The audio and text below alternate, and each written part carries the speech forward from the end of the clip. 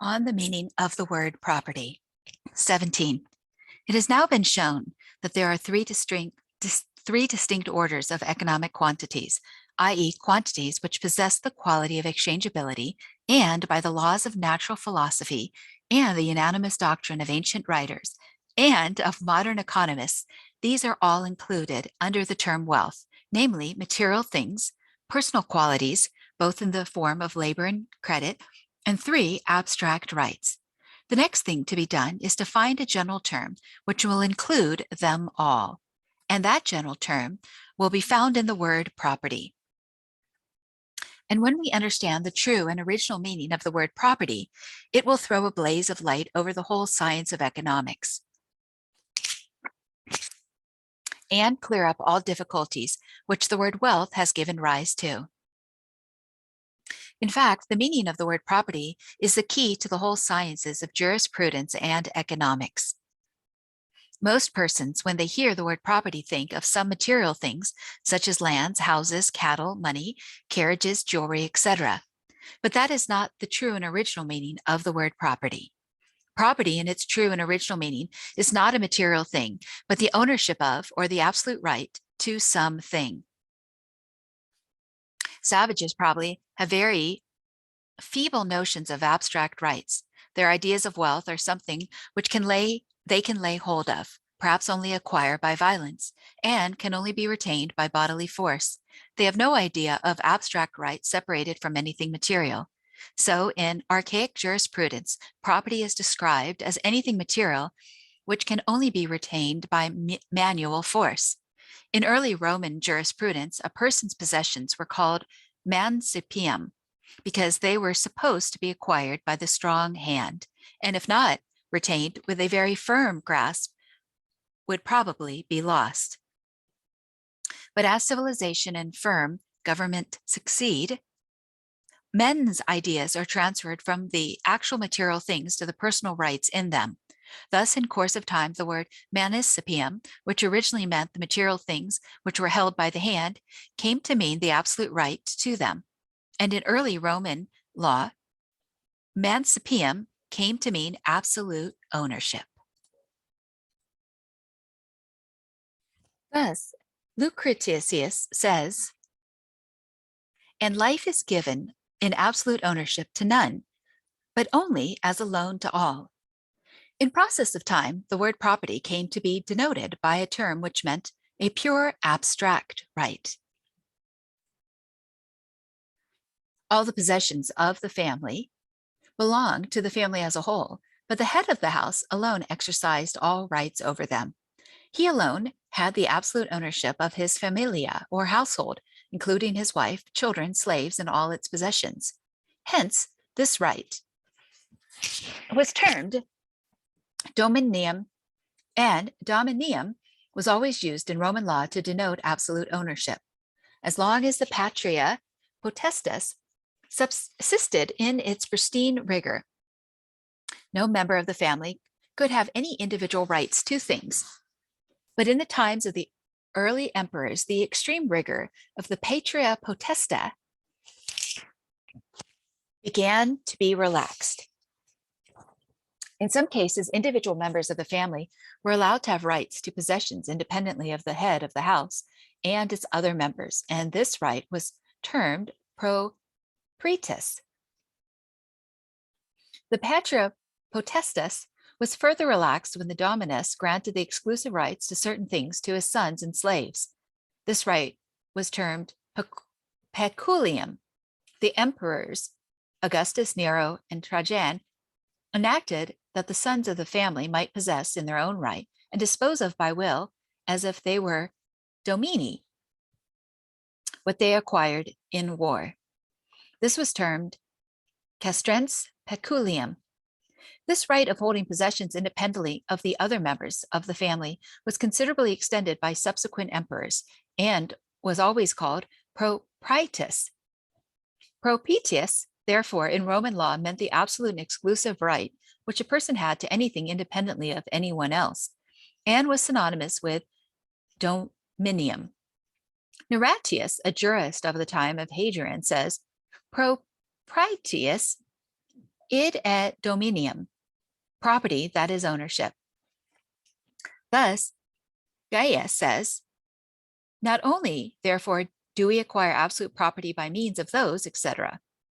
So also Justinian transfert propentium mercium, transfers the property in the goods, and in other instances, too numerous to mention.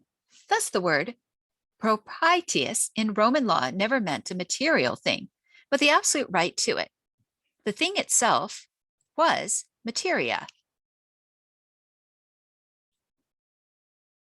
Meaning of the word property in English. 18. So also in early English, the word property invariably meant a right and not a thing. Thus, grand old Wycliffe says, they will have property of ghostly goods where no property may be, and have no property in worldly goods where Christian men may have property. So Bacon invariably uses the word property to mean a right and never a thing. He says one of the uses of the law is to dispose of the property of their goods and chattels. He explains the various methods by which property and goods and chattels may be acquired. So he speaks of property or interest in a timber tree. In Coman's Great Digest of the Law, there is not a single instance of the word property being applied to material things. He uses it invariably to mean absolute ownership. Thus, up to the middle of the last century, property was invariably used to mean absolute ownership and was never applied, at least in any work or of authority, to material substances. Every jurist knows that the true meaning of the word property is a right and not a thing. Thus, Erskine says, the sovereign or real right is that of property, which is the right of using and disposing a subject as our own, except so far as we are restrained by law or paction. This meaning of property has been understood by economists as well as jurists. Thus, Mercier de la Rivière, one of the most eminent of the French economists, says, property is nothing but the right to enjoy. It is seen that there is not one right of property. That is a right in a person, but which changes its name according to the nature of the object to which it is applied. Thus, landed property means rights to lands or houses. Real property means rights to realty. Personal property means rights to personal chattels. Nor is the word property in any way restricted to the rights to material substances, but it is also applied to abstract rights. Thus, funded property is the right to demand payments from the state. Literary property is the right to the profits from works of literature and art. Newspaper property means the right to publish certain newspapers. And so there are many other kinds of incorporeal property, such as shares in commercial companies of all kinds, the goodwill of a business, a professional practice, patents, tithes, advowsons, shooting rights, market rights, and many other kinds of valuable rights. So when a person has sold goods on credit and has acquired a right of action as their price in exchange for them, termed a credit or a debt, he has the property in his right of action and can sell the simple right of action like any material chattel. So in the law of Scotland, what is termed real property in England is termed heritable rights because the rights to them pass to the heir. And what is termed personal property in English law is termed movable rights in Scotland. And under the term movable rights, debts, or rights of action are included. Hence, abstract rights are the subjects of property in exactly the same way as material chattels. When the socialists and communists wish to destroy property as being robbery, it is not the material things they wish to destroy, but the exclusive right which private persons have in them. In the course of this work, we shall find that many words, which like mancipium in early times and in classical Latin meant material things, have in the progress of civilization and jurisprudence come to mean abstract rights. And most unfortunately, many words which in reality mean rights have been perverted to mean material things, to the great confusion of jurisprudence and economics. The word property means absolute, entire, and exclusive ownership. It is the absolute right to deal with the things material, immaterial, and incorporeal, and in any way the owner pleases, except insofar as he may be restrained by law. Property comprehends the jus possidendi, or the right of possession, the jus utendi, or the right of using, or the jus fruendi, or the right of appropriating any fruits or profit from the object, the jus putendi, or the right of destroying or alienating it, and the jus vendicandi, on the right of recovering it when found in the wrongful possession of anyone else. Property or dominion, then, does not mean a single right, but an aggregate or bundle of rights. It comprehends the totality of rights which can be exercised over everything. On the right of property and right of possession. 19. But through all property is a right, it must be observed that all rights are not property. There is an essential distinction between the right of property and the mere right of possession. Thus, when one person lends his horse or a book or other chattel to another, or delivers goods to him as a common carrier by sea or land, it is to be carried from one place to another, or deposits goods or valuables with him as a warehouseman for the mere purpose of being safely kept, or by way of pledge, hypothec, or lien, or hires a house, a horse, or land, or finds valuable goods.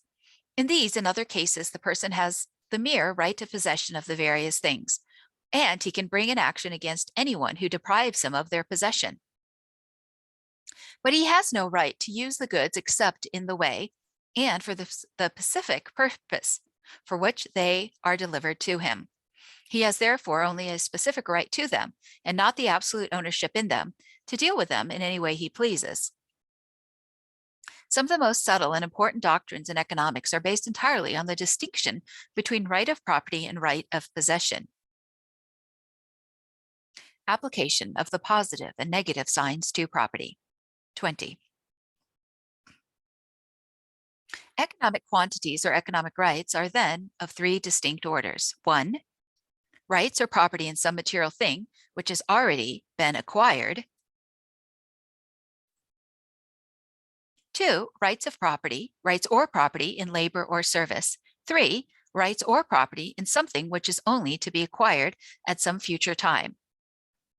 Now, it is one of the innumerable applications of the algebraic signs plus and minus that if at any point in time be taken as 0, then time before this epoch and time after this epoch are denoted by the opposite signs plus and minus, which sign is used to denote either time as a matter of pure convention. Let us denote time present by 0, time past as positive, and time future as negative. It will then be represented thus, etc., plus 5, plus 4, plus 3, plus 2, plus 1, 0, minus 1, minus 2, minus 3, minus 4, minus 5. And thus, it is evident that the totality of time from any year preceding the given era, 0, to any time subsequent to the given era will be the sum of the positive and negative years. Hence, the products which have already been produced in the past or positive years may be termed positive products, and the products which are to be produced in the future or negative years may be termed negative products. Now we observe that the first and the third of the economic quantities or rights enumerated above are inverse or opposite to each other. Property, like Janus, has two faces placed back to back. It regards the past and the future. We may buy and sell a right to a thing which has already been acquired, and we may also buy and sell a right to a thing which is only to be acquired at some future time. Now, in all mathematical and physical sciences, it is invariably the custom to denote similar quantities, but of opposite qualities, by opposite signs. Hence, as a matter of simple convenience, and following the invariable custom in mathematical and physical science, if we denote one of these kinds of property by the positive sign, we may, as a mark of distinction, denote the other by the negative sign. Now, property in a thing which has already come into possession in time past is corporal property. And as we have assumed above, time passed is positive. Corporal property may be termed a positive economic quality, and as property in a thing to be acquired at some future time is incorporeal. And as we have above denoted, time future as negative. Incorporeal property may be amply designated as a negative economic quantity. And as in all mathematical and physical sciences, the whole science comprehends both positive quantities and negative quantities. So the whole science of economics comprehends both positive economic quantities and negative economic quantities, both corporal property and incorporeal property. By this means we double the field of economics as usually treated, and we do in economics what those have done in mathematical and physical science, who introduce negative quantities into them. By this, we are enabled to obtain the solution of problems which have hitherto baffled all economists, and it is by this means only that the theory of credit can be explained. On the theory of the value of land, 21. We shall now show the great practical importance of applying the positive and negative signs to property, and of denoting the right or property in things which have already come into possession as positive, and the right or property to things which will only come into possession at a future time as negative. Because many species of property are of a mixed nature, that is, the entire property in them consists partly of corporal property and partly of incorporeal property. Property in land is the highest property of all, and to understand the nature of property in land is the grammar of property in general. Suppose that we saw a piece of land on which there were actually existing products of the value of £3,000. Suppose that we wish to purchase that piece of land. Would the owner of it be willing to sell it for £3,000? Most assuredly not. He would say that though there were only products of the value of £3,000 on the land in actual existence at the present time, yet that the land would produce a similar amount of products year by year to the end of time. He would say that we must purchase not only the right to the existing products of the land, but also the right to the annual products of the land forever. That is an infinite series of future products, which will only come into existence year by year. Thus, property in land consists of two perfectly distinct parts: the right to the products which have already come into existence, and the right to the products which will only come into existence in the future. This property in land may be conveniently denoted thus: existing products of the land plus £3,000, together with negative £3,000, comma negative £3,000, comma negative £3,000, ... forever. Where the positive sign denotes the products which have already come into existence, and the negative sign denotes the products which will only come into existence year by year forever. But though the yearly products of the land will only come into existence at future intervals of time, the right or property to them, when they do come into existence, is present, and it may be bought and sold like any material chattel, such as a table or a chair. That is to say, each of these annual products forever has a present value, and the purchase money of the land is simply the sum of the present values of the series of future products forever. Again, although this series of future products is infinite, a simple algebraic formula shows that it has a finite limit, and that finite limit depends chiefly on the usual average rate of interest. When the usual average rate of interest is 3%, the theoretical value of land would be about 33 times its annual value. Consequently, if the total value of land, 1 part in 33 only, is corporal, the remaining 32 parts are incorporeal. Now, when a purchaser has bought an estate in land, it may be said without any very great metaphor that it owes him a series of annual payments forever, because he only bought it in the belief or expectation that it would yield these profits. Hence, we may call the right to receive the future products of the land the credit of the land, and by the notation we have adopted, it is a negative economic quantity. Thus, the purchase of an estate in land is simply the purchase of a perpetual annuity. Every sum of money is equivalent to the sum of the present values of an infinite series of future payments. 22. The investigation of the theory of the value of land demonstrates a proposition of great importance in economics. It is seen that the £100,000 given to purchase the estate in land expected to produce £3,000 a year forever is in reality the sum of the rights to its future products forever. Each annual product has a present value, and the value of the land is simply the sum of this infinite series of present values. But the same is evidently true of every sum of money. Hence, every sum of money is not only equal in value to a quantity of goods or services, but also to a perpetual annuity. An annuity is the right to receive a series of payments. The lowest form of an annuity is the right to receive a single payment, like a banknote, a check, or a bill of exchange. The highest form is the right to receive an infinite series of future payments, like the land or the funds. And of course, there may be the right to receive a limited number of future payments intermediate between the two. Hence, an annuity, or the right to receive a series of payments, is an economic quantity, which may be bought and sold, or whose value may be measured in money, like any material chattel. As when a sum of money is paid to purchase land, or the funds or municipal or other obligations such as railway debentures. So an annuity may be paid to receive a certain sum of money at a given time, or on a given contingency, such as a life or fire insurance. It is thus seen that economics consists of three great departments: 1, material things; 2, personal qualities; and 3, annuities. Modern economists have paid considerable attention to the first two of these departments, but they have almost entirely ignored or neglected the third. And yet at the present day, it is the most important of any, because it comprehends the whole theory of the value of land, the funds, mercantile credit, banking, the foreign exchanges, shares in commercial companies, and all other incorporeal wealth. Personal credit.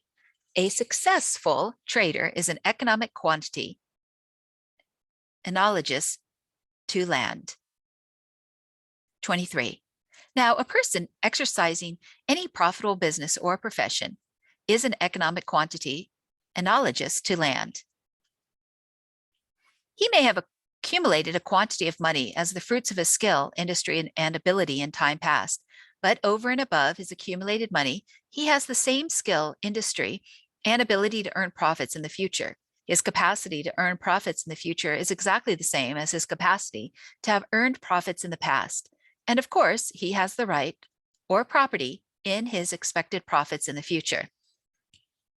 And he may trade in two ways. He may trade with the money he has already acquired, the profits of the past, or he may trade by purchasing goods by giving in exchange for them the right or property to demand payment at a future time out of the profits which he expects to earn in the future.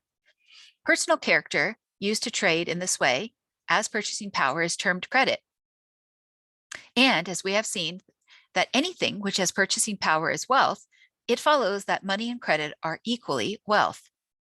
But it is evident that money and credit are inverse and opposite to each other. Hence, if money is a positive economic quantity, credit is a negative economic quality, or negative economic quantity. All annuities are negative economic quantities. 24. Hence, it is seen that all annuities, or the rights to a series of future payments, whether the right be to a single future payment or to a limited number of them, are negative economic quantities. These negative economic quantities comprehend all mercantile and banking credit, such as banknotes, bills of exchange, checks, exchequer bills, navy bills, dividend warrants, etc. Also the land, the funds, terminable annuities, shares in commercial companies, the goodwill of a business, a professional practice, patents, copyrights, tolls, ferries, market rights, advowsons, benefices, shootings, leaseholds, policies of insurances of different kinds, and other rights. Corruption of Juridical language in modern times, 25. It has been shown that many words which, in archaic jurisprudence and classical Latin, mean material things, in juridical Latin mean rights. Thus, it is pointed out in Roman law that the words inter actis and via, which are usually supposed to mean the roadway or pathway, do not mean the material pathway or roadway, but the right of way. So aqueductus does not mean the material channel in which the water flows, but the right of drawing water over another person's grounds, to which the material channel is appurtenant. So aqua hostis is the right of drawing water in another person's grounds. But by a reverse process, many words which originally meant rights have been corrupted in popular usage to mean things. Thus, the word possession in reality means a right to things. But in popular usage, it is applied to the things themselves. So dominium originally meant absolute ownership, but in popular usage, it is applied to mean the space of country over which this dominion is exercised. So provincia means properly certain powers of administration entrusted to an official, but in popular usage, it is applied to the extent of country over which this jurisdiction is exercised. This jurisdiction of language has extensively prevailed in English, and a number of words which in juridical language mean rights are in common parlance used to mean things. Thus, when a nobleman or gentleman has a large estate, it is popularly supposed that he has had the property in a large quantity of land, and the land is properly supposed to be his estate. This, however, is a complete error. In the first place, as William says, the first thing the student has to do is to get rid of the idea of absolute ownership. Such an idea is quite unknown to English law. No man is in law the absolute owner of lands. He can only hold an estate in them. Absolute property in land is termed allodial. In the Roman Empire, the owners of land held it in absolute property or dominion without any superior. And before the conquest was the case in England and other countries. Wherever the Roman law prevailed, the land was equally divided among the man's children at his death, the same as his movable goods. This was the origin of the small properties in France, which so many believe was the consequence of the French Revolution. Whereas the fact is that this law was inherited from the Roman Empire, and it applied to all rotatory land. But all feudal land was taken out of its operation and subjected to the law of primogeniture.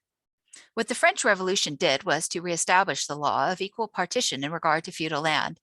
The law of equal division also prevailed in England, and it is supposed that the multitudinous hedgerows, which in many parts of the country used to divide the land into so many minute patches, but which have greatly disappeared before the improvements in agriculture, were the consequences of this law.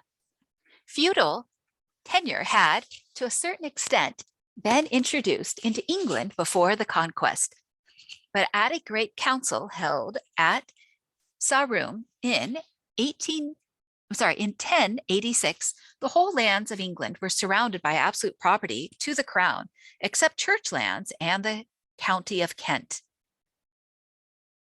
William I made a composition with the men of Kent to maintain their ancient customs, so that in Kent the land remains as formerly divisible equally among the sons. This is called the custom or law of gravel kind. But most of the land in Kent has been disgravelled by various acts of Parliament. The conqueror then, being the sole absolute proprietor of the land in England, except as above, granted out to his followers certain rights of use and enjoyment in certain lands, and these rights were termed estates. But the person to whom these rights were granted were bound to render certain services in return, and they were never called owners or proprietors, but only tenants. They were only permitted to enjoy the use and profits of these lands on the express condition of rendering those services to the crown, which, if they failed to do, they were as strictly liable to forfeiture as a modern tenant or farmer for the non-payment of rent. And at first, these estates were neither alienable nor transmissible by will, but were strictly life tenancies, which reverted to the crown at the death of the tenant. Thus, Littleton speaks of tenants in fee simple, tenants for life, tenants at will, tenants by copy, tenants for terms of years, joint tenants, tenants in common, tenants by gran sergenti. And the index, or tabula, says, the first book of estates which men have in lands and tenements, and in page 1 he says, for these words his heirs make the estate of inheritance. So in book 3, column 2, or chapter 2, of estates upon condition, he says, estates which men have in lands and tenements upon condition are of two sorts, and so on in many other passages. Littleton would never have dreamed of applying the word estate to the land itself. So Bacon says property of lands by conveyance is the first distributed into estates for years, for life, entail, and fee simple. These estates are created by word, by writing, or by record. An estate is therefore always a right of an order inferior to property. It in reality means a lease, as Bacon says, for estates for years, which are commonly called leases for years. Such interests or estates in land were always given as the fee or reward for services rendered to the crown.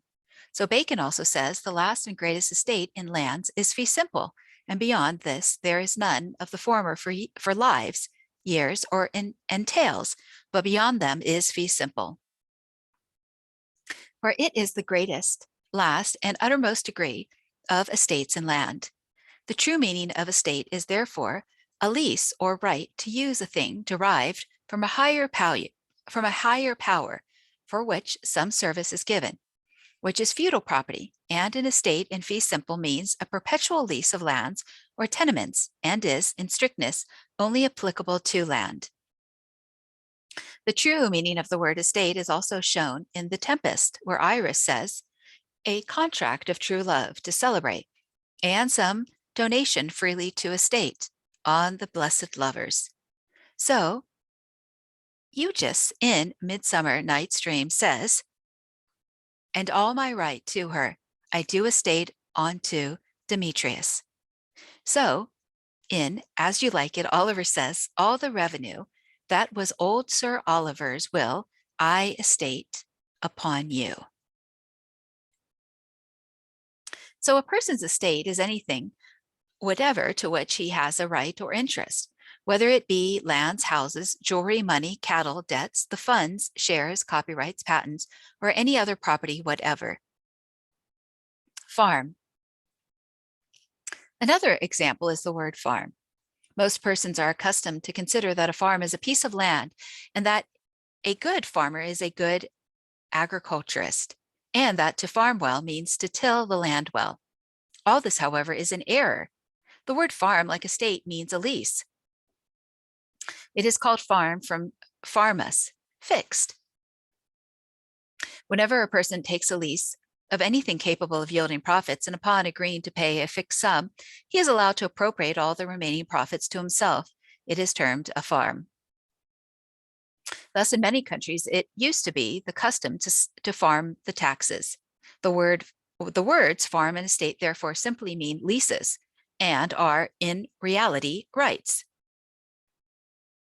Tithes. So tithes are not the produce of the land or flocks or personal industries to which the person has the right, but the right itself to demand the produce. So the word rent does not mean the money or the produce itself paid for the use of lands, houses, or other things. Rent or reditus is the right which the owner of such things has to demand compensation for their use from the person to whom their use is granted. It is a mere annuity, a right to demand a series of payments for the continuous use of these things. Formerly, the right to receive interest for money lent was also called rent. So, on the continent, the funds are still called rents. Annuity. So the word annuity does not mean the sum of money periodically paid, but the right to demand them, and is a property quite separate from the money actually paid. Funds. This is a popular name for the rights which persons have to receive annual payments for money they have advanced to the state. This, however, is a mere popular name. The legal name is bank annuities. Credit or debt. So a credit or debt is the right which a person has to demand a sum of money from another person, and not the money itself which is due. Shares. Shares in commercial companies are the rights which the persons who have subscribed to the capital have to participate in the profits earned by the company. So a fishery, shootings, turbary, tolls, ferries, etc., are not rights to actual fish, game, turves, monies, but the rights to receive them. Wealth in economics is an exchangeable right. 26. It follows from the preceding considerations that the true definition of wealth in economics is an exchangeable right. Now, there are three kinds of rights or property which can be bought and sold or exchanged, or whose value can be measured in money. Number one, corporal or material property or rights. There may be the right or property in some specific material substance which has already come into existence and has come into the actual possession of the owner. This species of property in Roman and English law is termed corporal property because it is the right to some specific corpus. It is also called material property because it is the right to certain specific matter. Hence, we term this species of property corporal or material wealth. Number two, immaterial property. The property which a man has in his own mental and intellectual qualities, in his own labor, or in his own capacity to render any sort of service. As Smith says, the property which every man has in his own labor, as it is the original foundation of all other property, so it is the most sacred or inviolable. Now, a person may sell the right to demand some labor or service from him. As all these services, though they require some bodily instrument to give effect to them, are in reality operations of the mind, we may call them immaterial property or immaterial wealth, as J.B. Say, the French economist, does. Number three, incorporeal property. There is, lastly, a third kind of property or right, wholly separated and severed from any specific corpus or matter in possession. It may either be in the possession of someone else at the present time, or it may only come into our possession at some future time, or it may be even not in existence at the present time. Thus, we may have the right or property to demand a sum of money from some person at a future time. That sum of money may no doubt be in existence at the present time, but it is not in our possession. It may not even be in the present possession of the person bound to pay it. It may pass through any number of hands before it is paid to me. But yet our right to demand it at the proper time is present and existing. And we may sell or transfer that right to anyone else for money. We may also have the right to something which is not yet even in existence, but will only come into existence at a future time. Thus, those who possess lands, cattle, fruit trees, etc., have the right or property in their future produce. This produce is not in existence at the present time. It will only come into existence at a future time, but the right or property to it when it does come into existence is present and existing, and may be bought and sold like the right to any material product. This species of property is called in Roman law and English law incorporeal property because it is a right, but separated from any specific corpus. Hence, it is called incorporeal wealth. But all these three different kinds of rights possess a quality of exchangeability. They can all be equally bought and sold or exchanged, and their value can all be measured in money. They are all equally merchandise or articles of commerce. They are therefore pecunia res bona merx, goods and chattels, vendible commodities in the jurisprudence of all nations. And as it is the quality of exchangeability which alone constitutes anything wealth, and is the sole quality which economics regards, it follows that all these three kinds of rights are equally wealth in economics, and all the fundamental concepts or definitions in all the laws of economics must be enlarged and generalized so as to comprehend indifferently the exchanges of these three orders of rights. Reply to the dogma of the economists that immaterial and incorporeal quantities are not to be admitted to be wealth. 27. Number 1. We have shown that the economists steadfastly refuse to admit that labor and credit are wealth, because they allege that to term them wealth would be to maintain that wealth can be created out of nothing.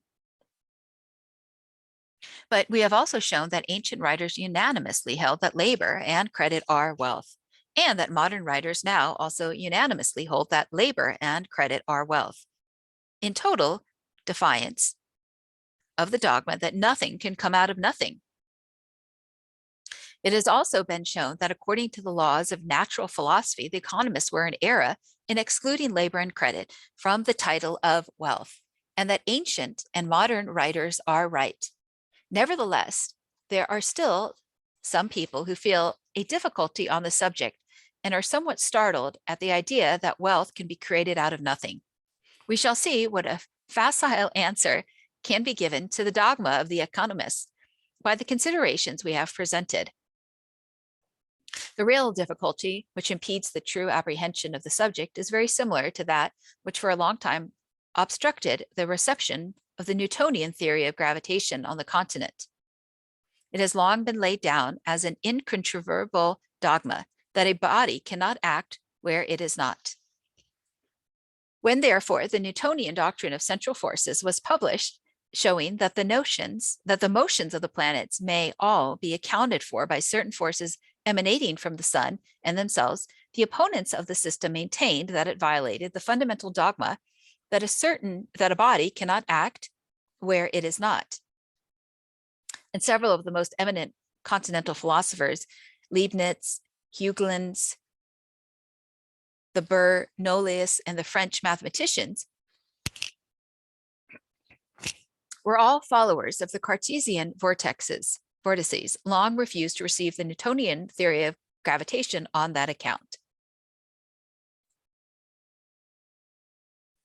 A similar difficulty is at the root of the difficulty which the economists and some modern writers feel in admitting labor and credit to be wealth. Many thousands of years ago, a materialistic philosophy sprang up on the banks of the Ganges.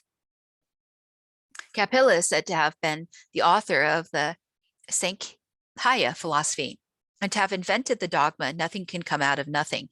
This philosophy migrated from the banks of the Ganges to those of the Ilyssus and the Tiber, and is familiar to us under the names of Leucippus, Anaxagoras, Democritus, Epicurus, Lucretius, and scores of others. The fundamental dogma of Lucretius, the hierophant of the materialistic philosophy, is that no thing can come out of nothing. The deity never yet made anything out of nothing. It must therefore be allowed that nothing can be created out of nothing. Moreover, that no thing can go back into nothing. Hence, it follows that nature resolves all things into their own elements and does not destroy things into nothing. Nature does not suffer the annihilation of anything to be seen. They, therefore, endowed with an immortal nature. Therefore, things cannot revert into nothing. Therefore, anything cannot go back into nothing, but all, when destroyed, return into the elements of matter.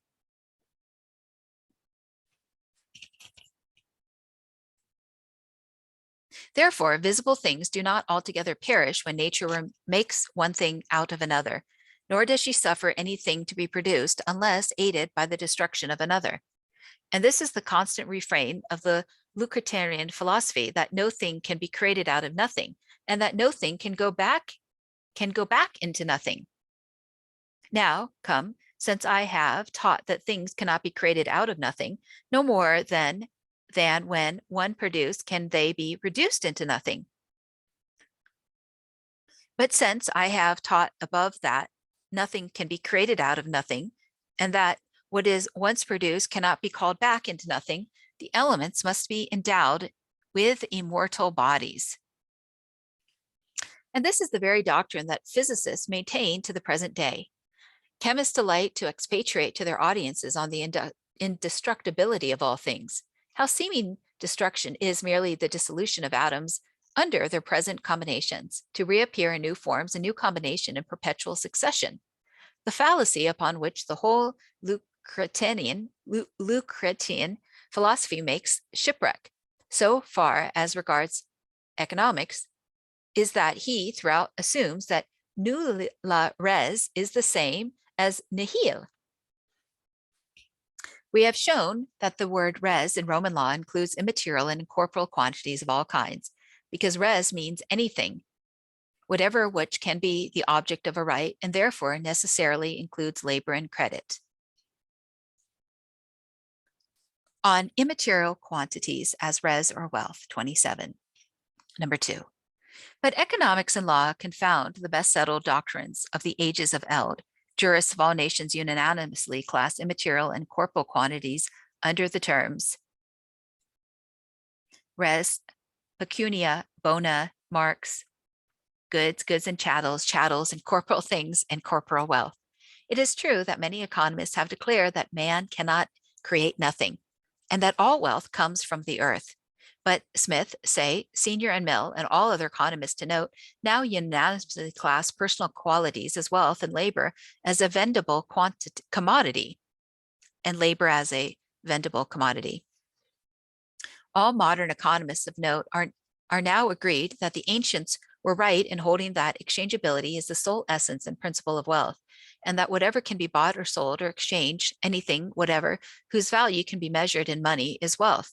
22 centuries ago, the author of the Araxias irrefragably proved that knowledge is wealth. Knowledge, therefore, by the very generality of the definition and the consent of every economist of note, is wealth. And where does wealth come from? And what is it formed out of? Does it come from the earth? And is it formed out of the materials of the globe? All that we know is that knowledge originates in the mind. Knowledge is formed in the mind by great labor very often. But it is formed out of the materials of the mind? And if so, what is the mind composed of? Does it come from the earth? Are we to have an atomic theory of the mind and of knowledge? Will some metaphysical Dalton revive the doctrine of Lucretius and the Stoics that knowledge and the human mind are composed of indestructible primordial atoms? But this same knowledge whence cometh? Whence cometh? Whence cometh it? What is it? Whither goeth it? We know not. Do our readers? Nathless, it is wealth, and therefore it is within the domain of the economist. It may be bought and sold. It may be valued in money. It may be handed down from age to age, like any material chattel. It is the produce of labor. The acquisition of knowledge is the acquisition of wealth, and the loss of knowledge is the loss or destruction of wealth, and is the loss or destruction of knowledge the dissolution of indestructible primordial atoms? Here, then, we have vast masses of wealth, and the question is, where does it come from? What is it composed of? And there can be but two answers to the question. Either knowledge is composed of indestructible primordial atoms, or it is not. If it be so, then the formation of knowledge is not the creation of wealth out of nothing. But unless we are prepared to admit that, and who is, the formation of knowledge must be the creation of wealth out of nothing.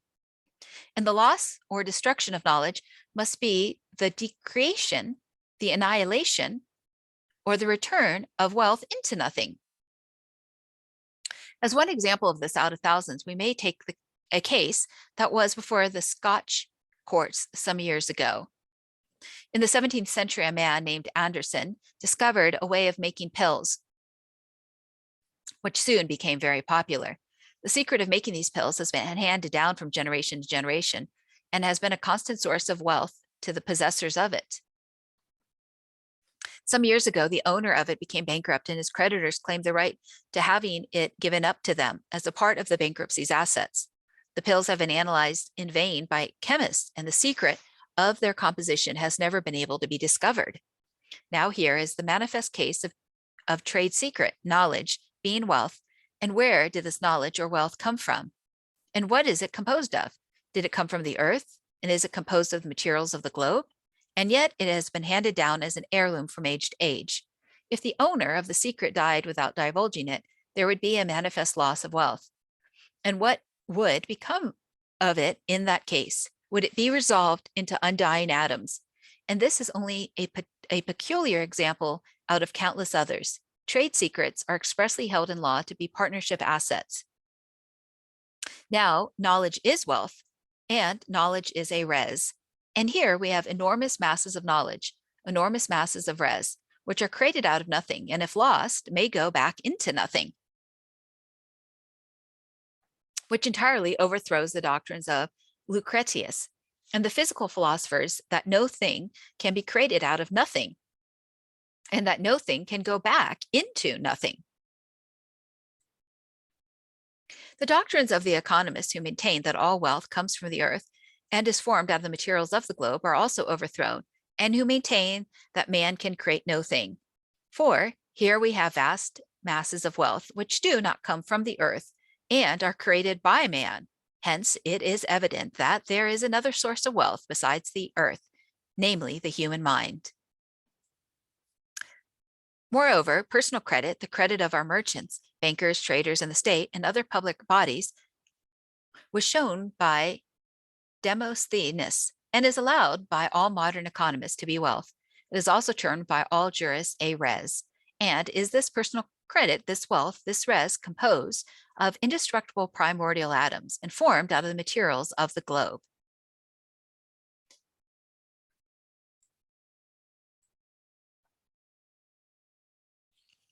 On corporal quantities as res or wealth, 27, number 3. But the third order of economic quantities, abstract rights, do not originate in the earth, nor yet in the mind. And here Lucretius is again at fault, for he says that there is no thing besides the void which is separated from some corpus. Therefore, all nature as it exists is constituted of two things, for there are corporal things and there is the void. Besides, there is nothing which you could say is separated from any body and distinct from the void, which would, as it were, count on the discovery of a third nature. And no thing can act and function without a body. Therefore, besides the void and bodies, no third nature can be left to be counted amongst things, which can either be recognized by the senses or which anyone can grasp by the reason of his mind. From these lines, it is clear that Lucretius did not apprehend the nature of rights of action, debts, bills of exchange, and other kinds of incorporeal property, or he would have found it necessary to modify this part of his philosophy. If Lucretius had shown his poem to a friend, Cicero, before his death, he would have smiled. He would have taken a bill of exchange out of his desk and said, "My friend Lucretius, you say that no thing can exist separate from a body, nor act nor function without a body. Now my son is going to Athens tomorrow, and as it would not be safe for him to carry money along with him, I have got from my banker in the Forum a bill of exchange on Athens. This bill of exchange is a simple right of action. It is a res, and yet it was created out of nothing by my banker at my request. It is what we lawyers call a res incorporalis, which you maintain cannot exist in the nature of things. When my son presents his bill to the banker at Athens, he will give him the sum for which it is payable. Therefore, you see, that it acts and functions without a body, and hence, my friend, your doctrine that there is no third thing in nature besides bodies and the void, and that no thing can act and function without a body requires reconsideration. If you will come to myself or to Hortensius and have a little chat with us, we will tell you that abstract rights of different sorts are termed, in our law, res incorporalis. What then becomes of your doctrine that can be no res without a corpus, and that there is no third thing besides corporo and the void? Now, when I asked my banker to give me this bill of exchange, which is a res, what was it created out of? Thus, you will see that a res can be created out of nothing. And when the banker at Athens pays it, it will be extinguished. It will be annihilated. It will go back into nothing. Now you see that this res was created out of nothing and that it can go back into nothing. I advise you to take back your poem and expunge that part of it, or you will have all the lawyers in the forum laughing at you. Now, all of these abstract rights are wealth. They are res. They are expressly termed res incorporalis in Roman law and incorporeal chattels in English law.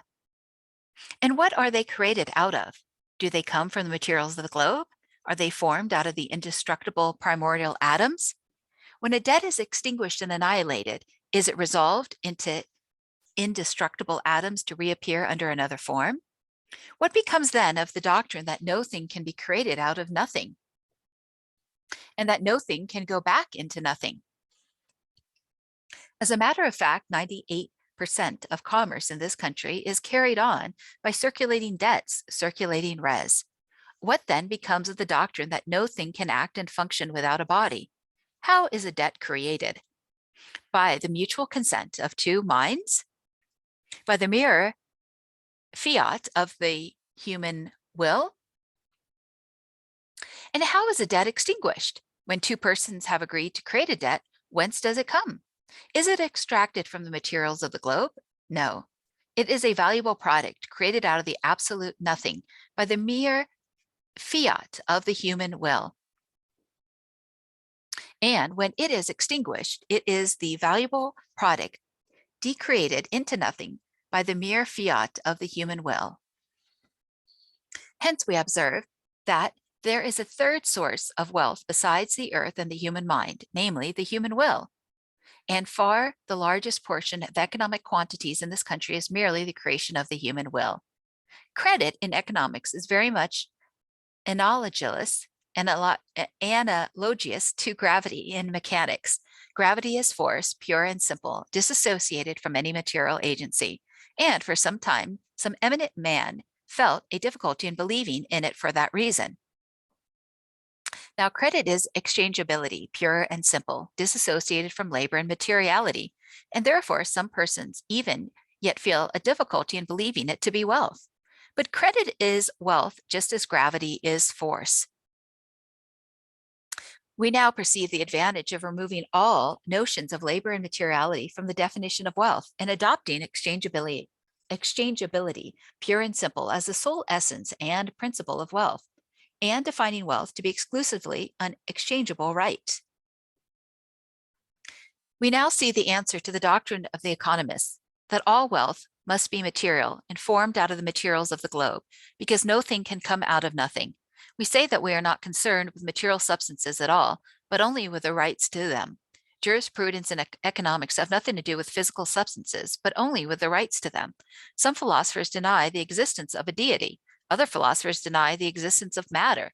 But no philosopher will ever have the hardihood to deny that men can create, sell, or exchange and annihilate rights. And we see that wealth is nothing but exchangeable rights.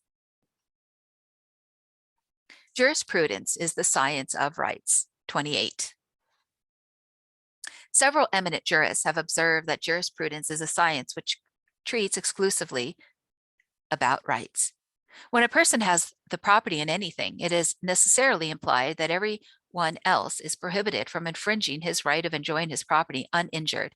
And if anyone infringes this legal right, the proprietor has an action against the wrongdoer. Jurisprudence consists of ascertaining, defining, protecting, and transferring rights. Ortolane observes that jurisprudence has nothing to do with the things themselves, but only with the rights to them. So Lord Mackenzie says, natural philosophy considers things according to their physical properties. Law regards them as the objects of rights. An injury is the infringement of a legal right.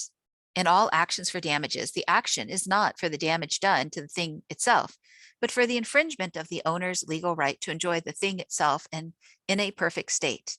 If I drive my carriage against the carriage of another person and damage it, the action does not lie for the damage done to the carriage itself, but for the infringement of the owner's legal right, injuria, to enjoy the carriage in a perfect state.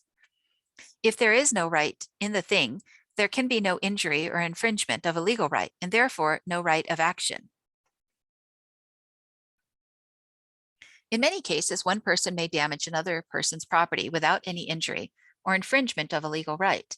If one person keeps a hotel or a shop, another person may set up a rival hotel or shop and draw away custom from his rival.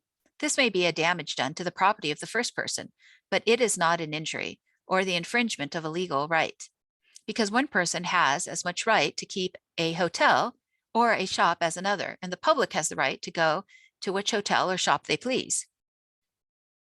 So if one person writes a book on any subject, anyone else has an equal right to write a better one on the same subject if he can.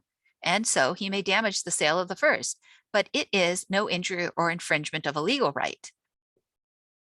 The public has the right of choice between two rival books, and if it chooses to prefer one to the other, it is no injury. In these and in innumerable other cases of a similar nature, the damage done is termed daemon absque injuria, because it is a damage done, but it is not the infringement of a legal right. And it is not the ground to any right of action. So a banker's, a merchant's, or a trader's mercantile character or credit, as it is termed, is his property. It is a jus in rem. And if anyone spreads the slanderous reports about it, it damages his power of purchasing or wealth, which is a serious injury and is the ground of an action. Economics or commerce is the science of the exchanges of rights. 29. We have found that the true meaning of wealth in economics is an exchangeable right, and that there are three orders of these exchangeable rights. Hence, these three orders of rights may be exchanged in 6 different ways. The right or property in a material thing may be exchanged for the right or property in another material thing, as when the property in so much gold is exchanged for the property in so much corn or cattle, timber, lands, horses, etc. Number 2, the right or property in a material thing may be exchanged for the right to demand so much labor or service, as when the property in so much gold is exchanged for the right to demand so much labor in any form. Number 3, the right or property in a material thing may be exchanged for the right to an abstract right, as when the property in so much gold is exchanged for the right to a banknote, bill of exchange, check, the funds, or any other incorporeal property. Number 4, the right or property in so much labor or service may be exchanged for the right to demand so much labor or service of another kind, as when persons agree to perform reciprocal services for each other, which are estimated as equivalent. Number 5, the right or property to demand so much labor or service may be exchanged for the right to an abstract right, as when labor or service of any kind is paid for in banknotes, checks, or bills. The right or property in one abstract right may be exchanged for the right to another abstract right, as when a banker buys or discounts a bill of exchange, which is an abstract right, by giving in exchange for it a credit in his books, which is another abstract right. Thus, it is seen that all exchanges are of rights against rights, and these 6 kinds of the exchanges of rights constitute the science of commerce or of pure economics. On the meaning of persona in Roman law. Number 30. It will be very useful to understand the meaning of persona in Roman law. The word persona means any single person or any society of persons who can enjoy and exercise rights and who are subject to perform duties. Thus, in a partnership, each individual member is a persona, but also the partnership is a persona, quite separate and distinct from its individual members. Hence, each member of the partnership can buy and sell with the partnership as a separate individual. So, a joint stock company is a persona. And when the individual members pay their money to it, the property in the company is gone from them individually and vests in the company as a persona. The separate members can buy and sell with the company as with a separate individual. And so the company has rights and duties quite separate from its separate members. So the state is a persona quite separate from its individual citizens, and they can lend money to the state as a separate person. So every municipal or incorporated body is a persona quite separate from its separate members. The parson of the parish is the persona who has the right to receive certain dues for performing religious duties, and this right is termed a benefice. Thus, a persona may be defined as a center of rights and duties. Many separate individuals may make up one juridical persona, and one individual may combine several persona or legal characters. Thus, one individual may be the executor of one person, trustee of another, guardian of another. In each of these, he is a separate persona or legal character with a distinct set of rights and duties. And he may buy and sell or exchange with himself in these separate persona or characters. Hence, all exchanges take place between separate persona. Moreover, he can come into legal collusion with himself in consequence for fulfilling these separate characters, of which we may give an amusing instance. The right of salmon fishing is a sore subject with Scotch littoral proprietors. Salmon is claimed as a royal fish in Scotland. On one occasion, a great Scottish proprietor found himself in collusion with the crown on the subject of salmon rights. The action was against the president of the Board of Trade, but in a whirligig of politics, the noble duke himself found president of the Board of Trade. So that the duke, as a great salmon proprietor, found himself suing himself as president of the Board of Trade and guardian of the interests of the crown. Many amusing stories are told of Indian officials who fill several offices, finding themselves in collusion with themselves as to the rights and duties of their several offices and carrying on a hostile correspondence with themselves. So one individual may be both a creditor and a debtor. He is an active agent as regards his debtor and a passive agent as regards his creditor. But his creditor may put his debt against him into circulation. And in process of time, his debt against himself may come into his own hands. Hence, he will be both creditor to himself and debtor to himself. This is called confutio in Roman law and will be considered more at length hereafter. On the meaning of res in Roman law 31. As persona means any person, single or corporate, which can enjoy and exercise rights and is subject to duties, so res in Roman law means anything whatever which can be the subject of a right. Thus, material things are subject to rights or property, and they are termed res corporalis, because they are rights clothed with a corpus. But also, a person may have the right to receive some payment or profit at a future time. The future payment or profit may not have come into possession, and it may not even have come into existence, but yet the right to it has a present existence. These abstract rights to receive future payments or profits are termed res incorporalis in Roman law, because they are rights, but not clothed with any corpus. In recent times, these incorporeal rights have increased in magnitude and multiplied in kind to an enormous extent and increased at a much greater ratio than corporal property. Res is anything whatever to which a person has a right. Now, a man has a right or property in his own labor, and he can sell the right to demand some labor from him, and so that other person acquires the right to demand so much service from him. Hence, labor and service are subjects of a right, and therefore they are expressly included under res in Roman law. Moreover, a person has a right to enjoy his character uninjured. Hence, personal character is a res in rem, is a jus in rem. Jus in rem. A banker or a merchant has the right to enjoy his personal credit uninjured.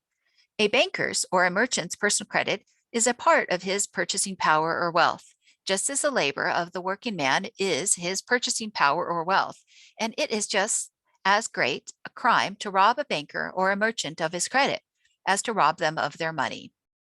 Hence, personal credit is a res.